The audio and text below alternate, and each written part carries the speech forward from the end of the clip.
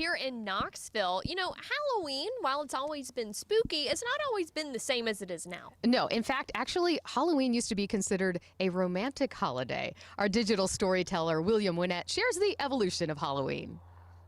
The history of all the holidays in Knoxville are interesting because they all change, and Halloween is one example. Having roots in the Catholic Church in Europe, Halloween was seldom mentioned by Knoxville newspaper journalists before the Civil War. One called it one of the most sacred rites of Catholicity in the Knoxville newspaper in 1868. And it was known for when the fairies came out to dance in the gardens. By the 1870s and 80s, Halloween was quite the opposite of what it is today and was celebrated as a more romantic holiday.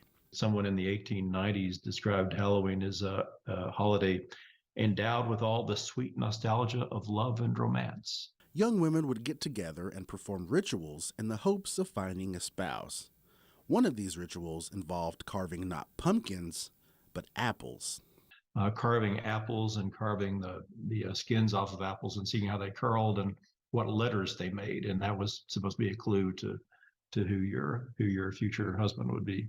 By the turn of the century, apples made way for jack-o'-lanterns, and the romance of Halloween was replaced with more nefarious behavior. Vandalism became part of Halloween by the 1920s in Knoxville. It was considered a kind of a dangerous time, and police were out in full force. Fires were set to abandoned buildings, streetcar cables were cut, and wearing masks became forbidden. Vandalism was so rampant that Knoxville police began hosting Halloween parties around town to keep children out of trouble. Eventually, the disorder died down, and Halloween evolved into what we know it to be today.